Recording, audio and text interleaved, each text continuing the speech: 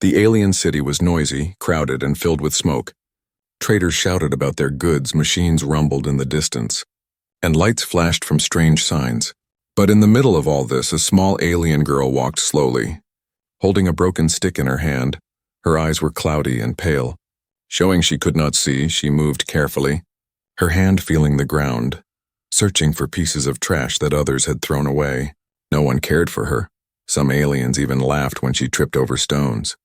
Others shouted, "Move away, blind girl. You are useless." Still, she said nothing. She only bent down, touched the ground with her fingers, and picked up scraps of metal and half-rotten food. That was her life, collecting what others left behind. Children sometimes threw pebbles at her. She only raised her hand to block them, then continued walking.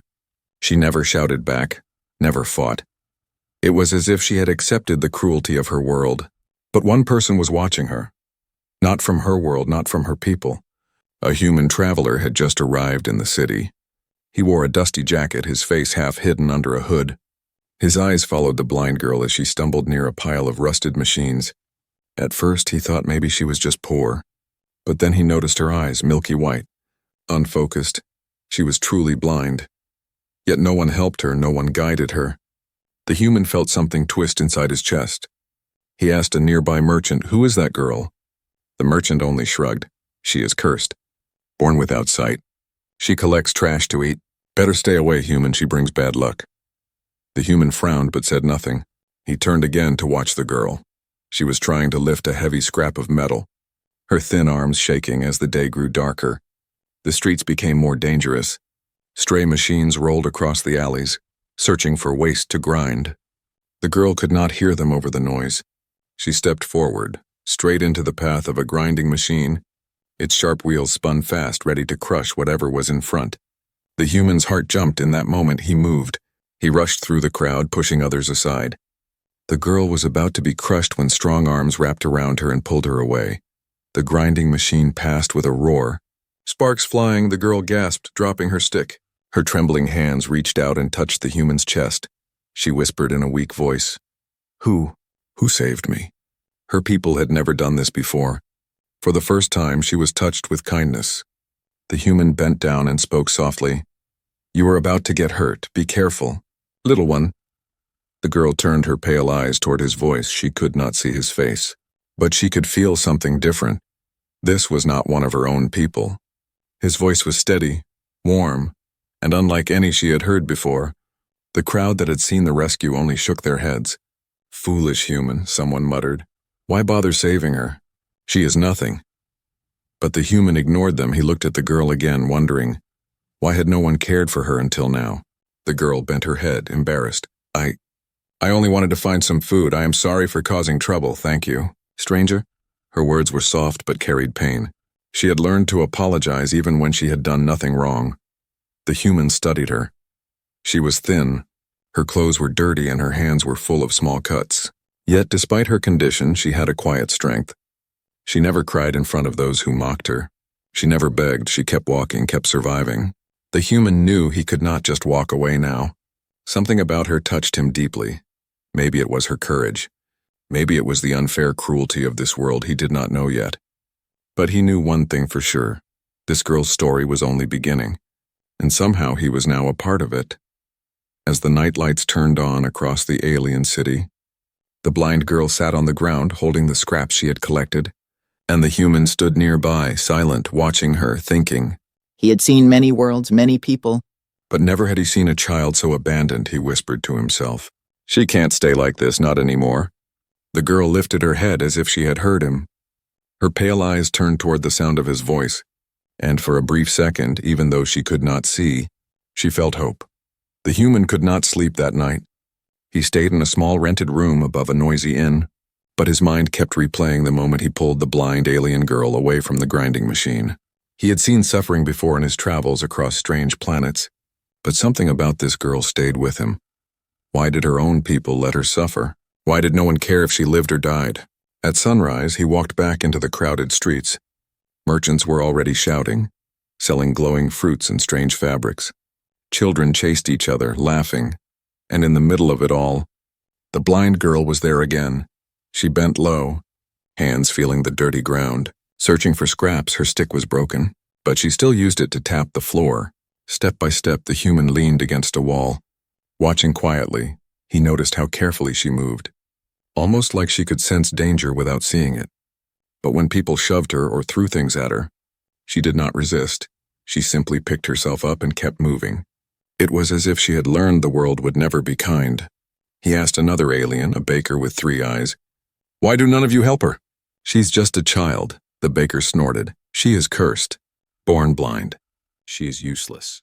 We feed those who can work, not those who cannot. Humans may pity weakness, but we do not." The human frowned. His jaw tightened as he looked back at the girl. Useless? No, he thought. She was surviving every single day in a world that hated her. That was not useless, that was strength. Hours passed as he followed her from a distance. He saw her stumble into a corner where garbage piled high. There, she carefully felt through scraps until she found a half-eaten piece of bread. She held it close as if it were treasure. The human's chest ached. He had food in his pack, real food. But would she even accept it? He wondered, did anyone ever offer her kindness before? When the crowd thinned, he stepped closer. "Here," he said softly, holding out a wrapped bar of human ration. The girl turned her head toward his voice. Her pale eyes blinked, uncertain. "For me," she whispered. He placed it in her hands. She touched the smooth wrapper, confused. "What is this?" "Food," he answered. "Better than scraps." "Try it," she hesitated. But hunger was stronger than doubt. She opened it clumsily, took a small bite, and froze. Her mouth trembled. She had never tasted anything so clean, so rich. Tears welled in her eyes, though she quickly wiped them away. "Why," she whispered, "why would you give this to me?" "You are not one of us," the human knelt, speaking gently, "because no one should live like this. You deserve better." The girl lowered her head, holding the food tightly. She whispered, "When I was small, I used to dream of colors, of faces I could see. But when my eyes failed me, everyone turned away. They said a blind one cannot dream. But I still do." Her voice was soft, almost broken. The human felt a lump in his throat. Dreams. Even in darkness, she had not given them up. He spent the rest of the day near her, silently observing. He noticed small details. The way she tilted her head to follow sounds.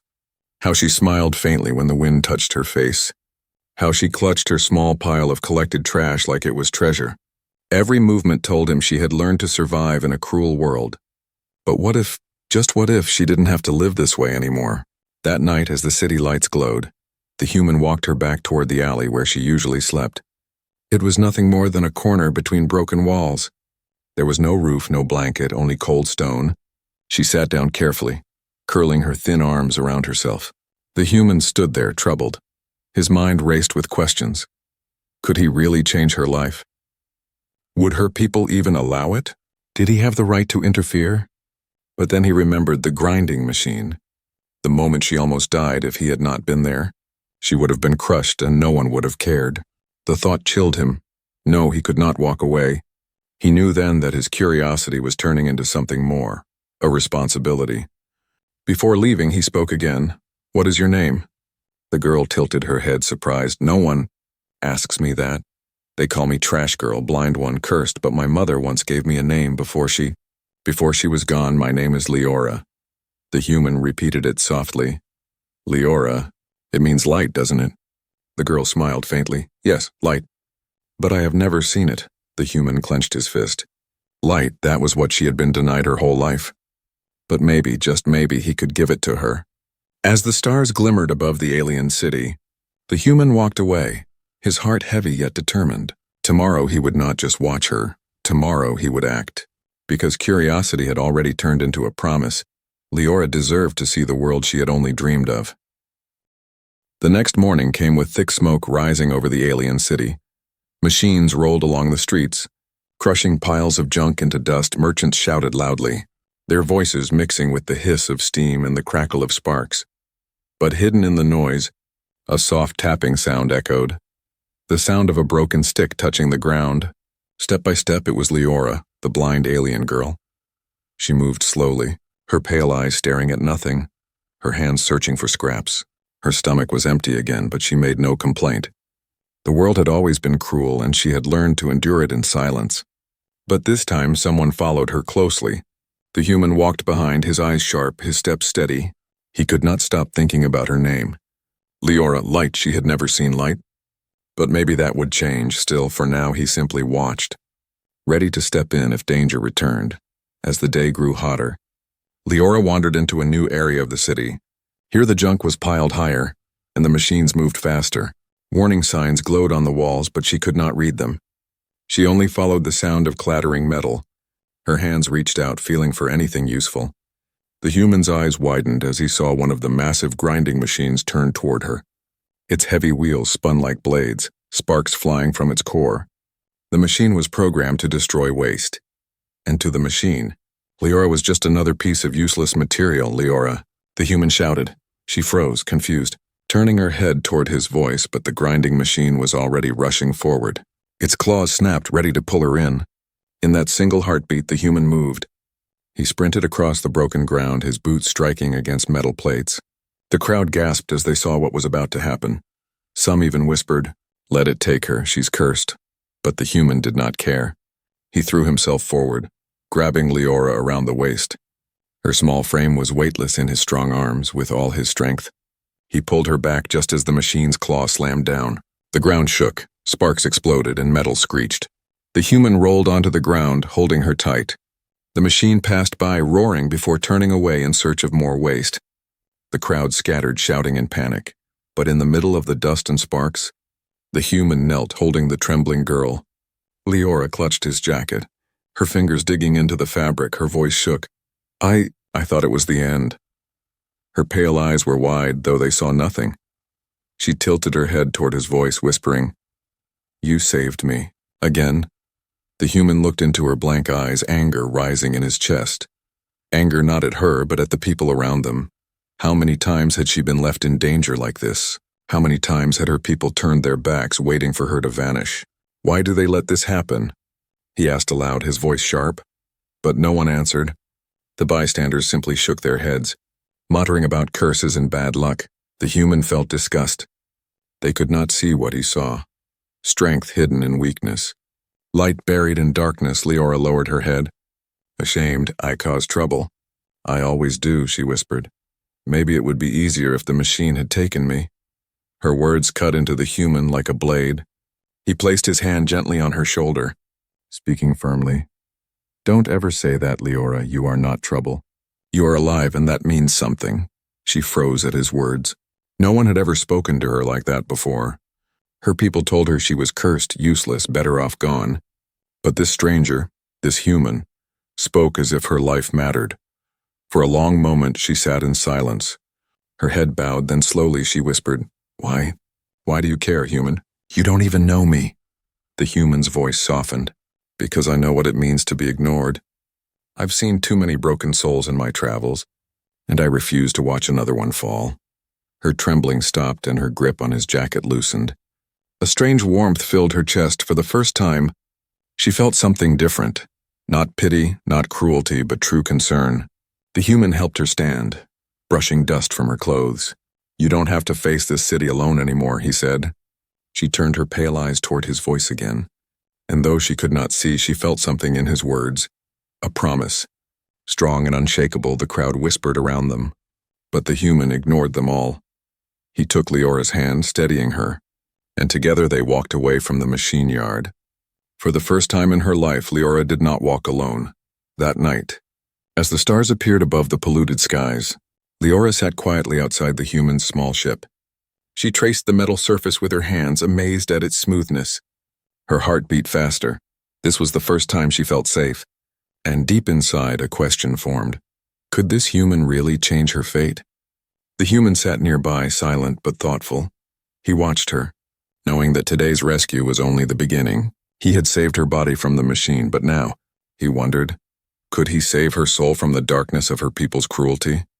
As the night grew colder, he whispered to himself, "She deserves more than survival. She deserves to truly live." And with that thought, a new path began, one that would lead to a gift greater than food, greater than rescue, a gift that could change her world forever. The human ship rested at the edge of the alien city, far from the noise and cruelty of the streets.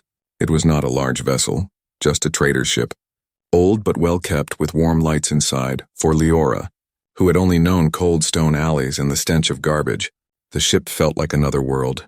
She sat on a small chair near the entrance, her pale eyes staring blankly into the air. Her hands ran across the smooth table, tracing every curve, every edge. Her voice was soft, almost afraid. "I have never been inside something like this." The human smiled faintly, watching her explore with her fingers. "You're safe here," he said. "You won't have to fight for scraps tonight." Leora tilted her head toward his voice. "Safe," that word felt strange, almost unreal, she whispered. "But how long can safety last? When morning comes, I will still be blind. Nothing will change." The human leaned forward, his eyes narrowing with determination. "Not if I can help it."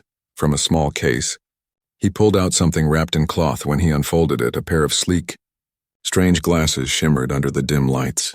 They were not ordinary glasses, designed with human technology, crafted to correct damaged sight. He had carried them for years, hoping one day they might help someone in need.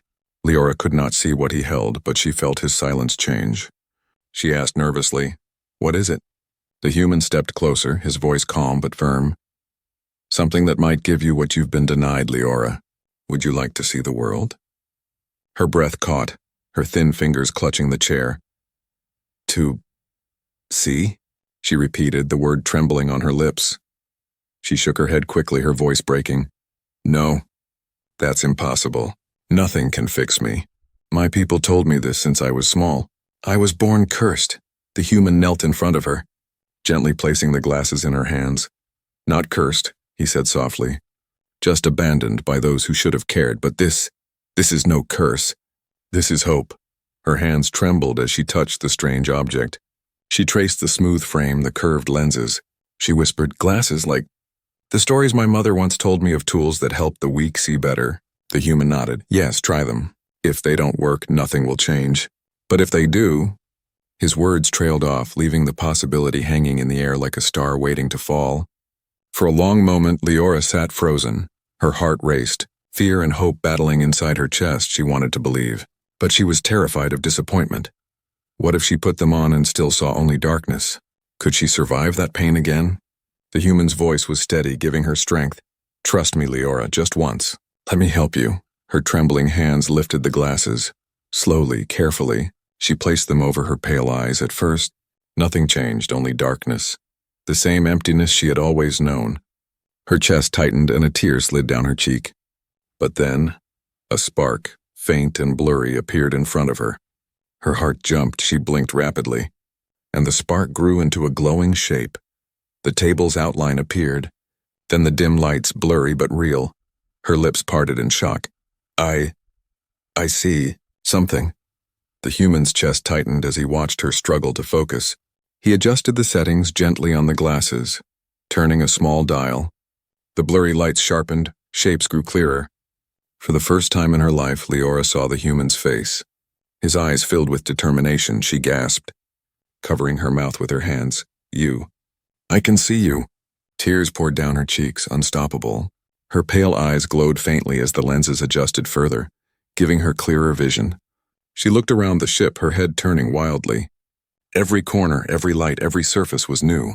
Colors burst into her world. Dazzling and overwhelming, she cried out, laughing and sobbing at the same time. This is light.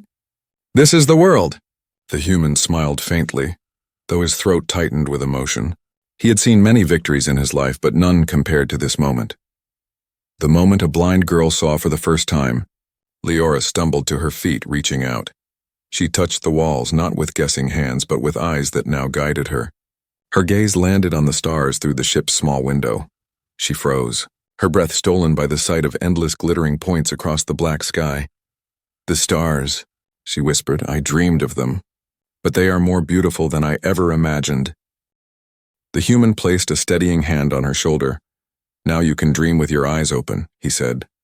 Leora turned to him, her face wet with tears, her lips trembling. No words are enough," she whispered. "All my life I was told I was nothing, cursed, useless. But you gave me the universe." For the first time she looked at him not with empty eyes, but with vision, clear, bright, and alive. The human saw the spark within her, a fire that had been hidden in darkness for too long. And in that moment he knew. This was not just about glasses. This was about giving her back her life, her dignity, her future. Outside, the city lights flickered cruel and cold. But inside the ship, one girl had just stepped out of darkness, and the human knew the galaxy would never be the same again. Leora did not sleep that night. How could she? All her life she had lived in darkness, guided only by sound, touch, and smell. But now, because of a pair of human glasses, her eyes opened to a new world. She sat by the small window of the human ship, her gaze fixed on the stars outside. She had heard stories of stars glowing like distant fires, but she never thought she would see them. Each one twinkled sharp and bright, painting the sky with beauty she could not describe. Tears rolled down her cheeks, but this time they were not tears of pain. They were tears of wonder. The human sat across from her. Quietly watching, he had seen war, greed, and cruelty across many worlds, but tonight, he saw something rare, pure joy, a blind girl, now seeing the universe for the first time. When morning came, the city stirred again with its usual noise. Leora hesitated at the door of the ship, her hands trembling. I can see them now, she whispered, looking at the crowds.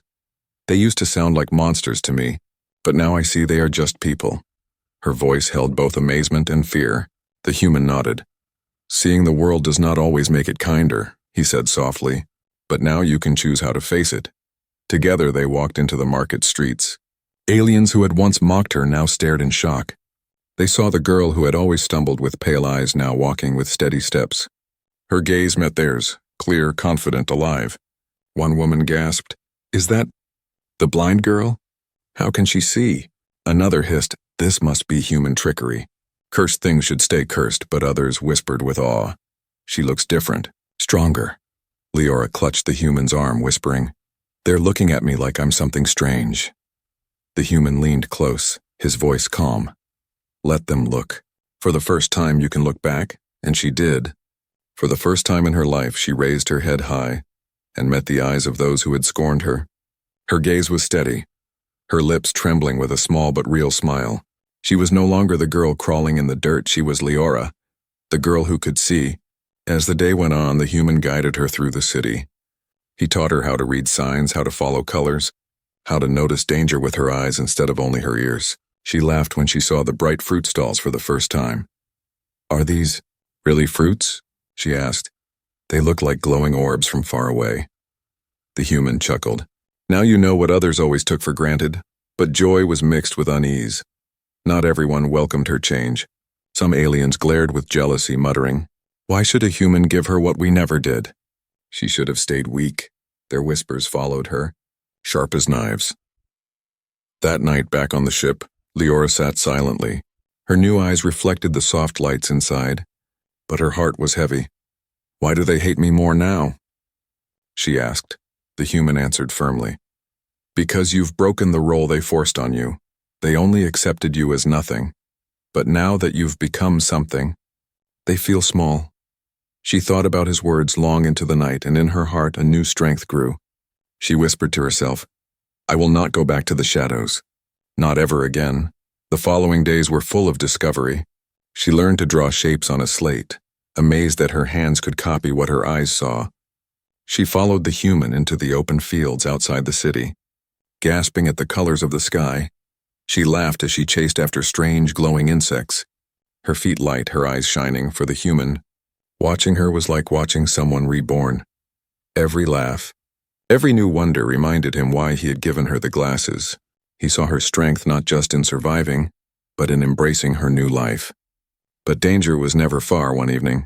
As they walked through the market, a group of locals blocked their way. Their leader sneered, "You should have stayed blind, girl. Now you shame us all by walking with human tricks." Leora's heart pounded, fear tightening her chest, but she remembered the human's words. "Now you can look back." She lifted her chin, her voice steady though soft. "When I was blind, you ignored me. You let me suffer. But now that I can see, you want to push me down again. No, not anymore." The crowd murmured in shock. They had never heard her speak so boldly. The human stood by her side, his hand near his weapon, but he let her words stand. For the first time, Leora chose not to hide. For the first time, she chose to live, not just survive. And in that moment, a new life truly began. The city never forgot Leora's sudden change. Everywhere she walked, eyes followed her once. They mocked her for being blind, throwing stones, spitting insults, calling her cursed, but now those same voices whispered with unease. They saw her steady steps, her sharp gaze, and her quiet smile, and they hated it. Some were curious, asking, how did she gain sight? Others were angry. Why should she see when others suffer? Why should a human give her power we never gave? Envy grew like a poison, spreading through the markets and alleys. One afternoon, as Leora walked with the human, a group of merchants blocked their way. Their leader, a tall alien with scarred arms, sneered, "You should have stayed blind, girl. You were useful as a beggar. Now you think you're better than us?" Leora's heart raced, but she remembered the human's words. "Now you can look back." She lifted her chin and replied, "I don't think I'm better. I'm just alive, more alive than you ever let me be." Her words struck the crowd, some gasping, others hissing with rage. The human stood beside her, silent but steady, his hand close to his sidearm. His eyes scanned the crowd, knowing jealousy could turn violent at any moment. That night, whispers spread even faster. "She belongs to the human now," someone spat. "She's under his control. Maybe he gave her sight only to make her his servant."